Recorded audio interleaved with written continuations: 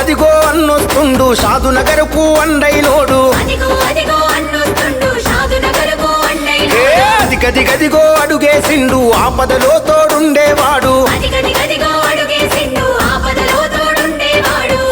అదిగో అన్నొస్తుండు షాదునగరుకు అండైనోడు అదిగదిగదిగో అడుగేసిండు ఆపదలో తోడుండేవాడు అదిగో నిరుపేదల నేస్తం హస్తం జెండెత్తే అదిగో కడుబీదల పక్షం అన్నొస్తున్నాడే మన షాద్నగరు రూపురేఖలు మార్చే నాయకుడే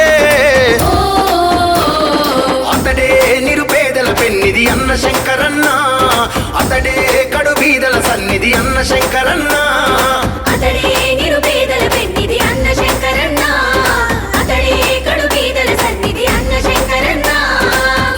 అదిగో అన్నొస్తుండు షాదునగరుకు అండైనోడు అదిగదిగదిగో అడుగేసిండు ఆపదలో తోడుండేవాడు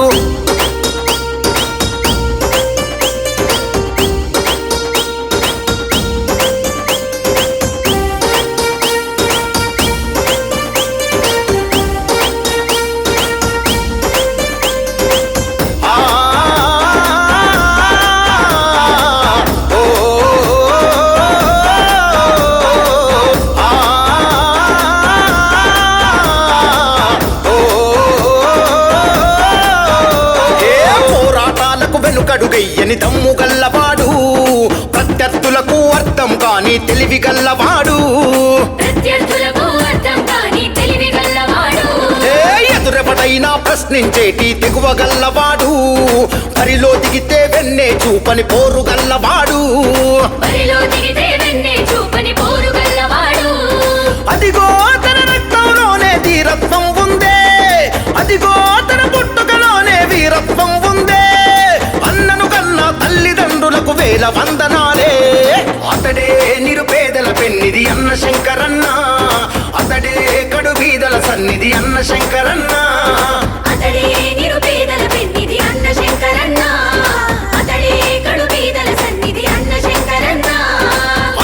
అదిగో అన్నొస్తుండు షాదునగరుకు అండైనోడు అదిగదిగదిగో అడుగేసిండు ఆపదలో తోడుండేవాడు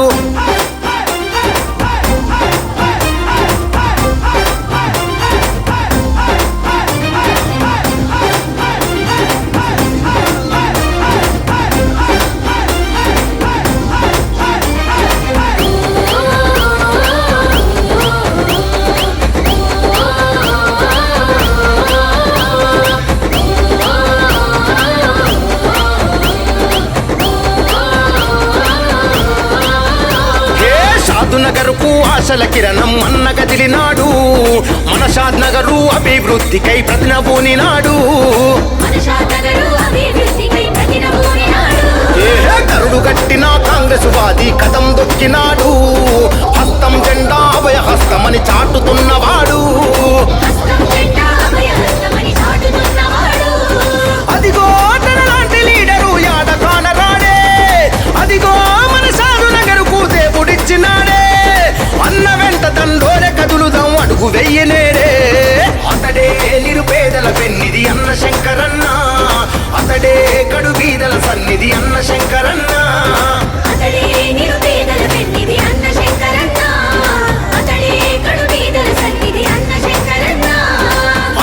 అదిగో అన్నొస్తుండు షాదునగరుకు అండైనోడు అదిగదిగదిగో అడుగేసిండు ఆపదలో తోడుండేవాడు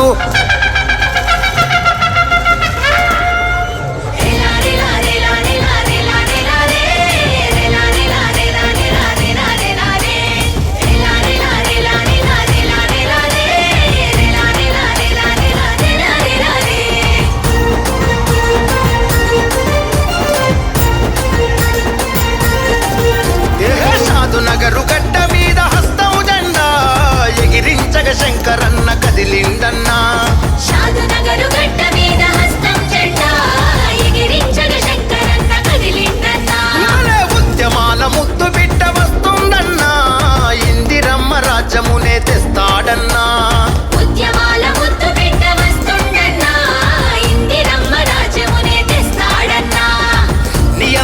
పాలనపై నిప్పులే చిమ్ముకుంటూ తండ్రి కొడుకుల పాలన ఇంటికి పంపాలంటూ కత్తై సురకత్తై తరిమయ్యా దుర్మార్గుల బయలెల్లి వస్తుండు బయలెల్లి వస్తుండు బయలెల్లి వస్తుండు వీర్లాపల్లి షాదు నగరు పల్లె పల్లె గల్లీ గల్లీ కాంగ్రెసు జెండ బట్టి కదలవ తల్లి శంకరన్న వెంట కదం తొక్కవె చెల్లి షాదు నగరు గడ్డ మీద హస్తం జెండా ఎగిరించగ శంకరన్న కదిలిందన్నా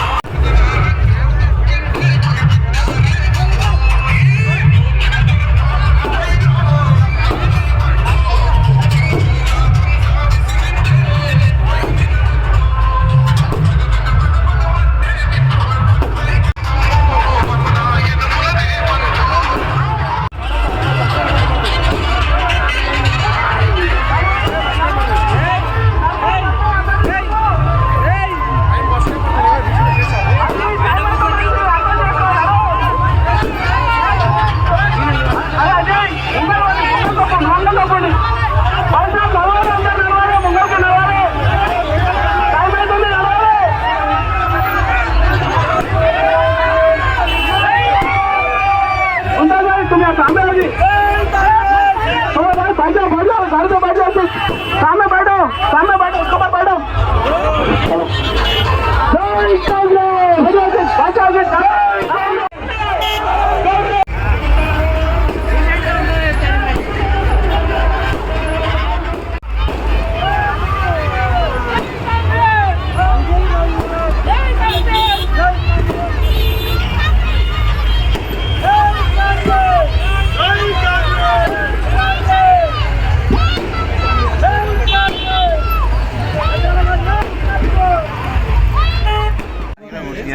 జరుగుతున్న శాసనసభ ఎన్నికల సందర్భంగా నేను నాతో పాటు ప్రతాపన్న బాబర్ఖాన్ సిద్ధార్థ నామినేషన్ పత్రాలు కూడా సమర్పించడం జరిగింది. ప్రజలు కూడా తండోపతండోపంగా వచ్చి బ్రహ్మరథం భర్త ఉన్నారు కదా. ఉదయం నామినేషన్ వేస్తామని తెలిస్తే మా ఇంటికి చాలామంది రావడం జరిగింది. కార్యకర్తలు కానీ ప్రజలు కానీ పెద్ద ఎత్తున వచ్చారు. వాళ్ళ ప్రజలు అంటూ ఉన్నారు, కాంగ్రెస్ పార్టీ అన్ని విధాల అందరి పార్టీ సంక్షేమ పథకాలు తెచ్చినా అభివృద్ధి పథకాలు తెచ్చినా అందరినీ సమానంగా చూసేది. ప్రజాస్వామ్యబద్ధంగా ప్రజాస్వామ్య ప్రభుత్వాలు ఏ విధంగా ఉండాలనో ఆ విధంగా పరిపాలన చేసేది కేవలం కాంగ్రెస్ పార్టీ అని ప్రజలు చెప్తా ఉన్నారు కదా. మమ్మల్ని ముందుకు నెట్టుతూ ఉన్నారు. వచ్చేది కాంగ్రెస్ పార్టీ, మీరు అవునన్నా కాదన్నా మేము కాంగ్రెస్ పార్టీని అధికారం తేబోతున్నామని చెప్పి ప్రజలు నిక్కచ్చిగా చెప్తా ఉన్నారు. కాబట్టి మా అందరికీ ఒక భరోసా వచ్చింది. మళ్ళీ మా మీద పెద్ద భారం ఉండబోతుంది. మేము అధికారంలో ఉన్నప్పుడు, రాష్ట్రంలో దేశంలో అధికారంలో ఉన్నప్పుడు తెలంగాణ ఇస్తే ఏ లక్ష్యమైతే తెలంగాణ అంటే ఆర్థికంగా, రాజకీయంగా, సామాజికంగా నీళ్లు నిధులు వివక్షత గురవుతుంది, ఆంధ్ర పాలకులు రాయలసీమ పాలకులు అంతా దోసుకపోతున్నారని చెప్పి ఆ రోజు ఎన్నో ఉద్యమాలు వస్తే ఇలా కాంగ్రెస్ పార్టీ సోనియా గాంధీ గారు నిజంగా తెలంగాణ ప్రజలు బాగుపడాలి, తెలంగాణ ప్రజలు ఆర్థికంగా, రాజకీయంగా, సామాజికంగా, సంక్షేమ పరంగా, అభివృద్ధి పరంగా అన్ని విధాల బాగుపడాలని చెప్పి ఆలోచనతో కాంగ్రెస్ పార్టీలో ఉన్న స్వపక్షంలోనే విపక్ష పాత్ర పోషించి మంత్రులు రాజీనామా చేసిన, ఎంపీలు రాజీనామా చేసిన, లాస్ట్కు ముఖ్యమంత్రులు రాజీనామా చేసినా కూడా ఆమె అదిరలే బెదరకుండా ప్రజలు ముఖ్యం, మనకు అధికారం ముఖ్యం కాదని చెప్పి ఆ రోజు నిస్వార్థంగా తెలంగాణ ఇస్తే ఇలా తెలంగాణ అప్పుల కుప్ప అయిపోయింది. ఇలా మద్యపాన తెలంగాణ అయిపోయింది. ఇలా ఎక్కడ చూసిన బెల్ట్ షాపులు, మద్యం ఏర్లైపారుతుంది, ఉద్యోగాలు లేవు. ఇలా ఈ రాష్ట్రంలో దోపిడీ రాజ్యం ఏలుతుంది, దౌర్జన్యం రాజ్యం ఏలుతుంది, నియంత్రిత పాలన కొనసాగుతుంది. ఒక రకంగా చెప్పాలంటే దొరల పాలన కొనసాగుతూ ఉంది. ఇవాళ పెద్దోళ్ళేమో రాష్ట్ర స్థాయిలో దూసుకుంటా ఉన్నారు, నియోజకవర్గాల్లో దొరలు అయిపోయింది. ఇలా బీసీలు అని చెప్పుకోవడం కేవలం మాట వరుసకే కానీ ఆ బీసీల తత్వం లేదు వాళ్ళ దగ్గర. పూర కరడు కట్టిన తీవ్రవాదుల్లాగా ఈ నియోజకవర్గాన్ని తండ్రి కొడుకులు అందరూ కూడా అన్ని విధాల ఇబ్బందులు పెట్టారు, అందరికీ ఇబ్బందులు పెట్టారు. ఇలా ఉద్యమకాలను ఇబ్బంది పెట్టారు, జర్నలిస్టులను ఇబ్బంది పెట్టారు, ఇలా ప్రజలను ఇబ్బంది పెట్టారు, రైతులను ఇబ్బంది పెట్టారు.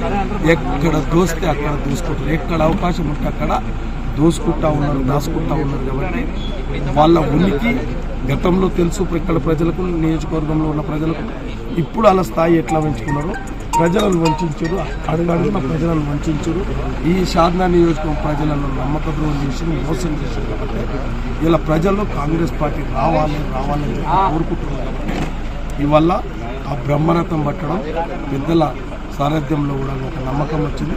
తప్పకుండా కాంగ్రెస్ పార్టీ అఖండ విజయం షాద్నా నియోజకవర్గంలో గెలవబోతుంది. ప్రజల మద్దతుతో, కాంగ్రెస్ పార్టీ నాయకుల మద్దతుతో మాత్రం తప్పకుండా ఈ కాంగ్రెస్ పార్టీ షాద్నా నియోజకవర్గంలో గెలుస్తుంది.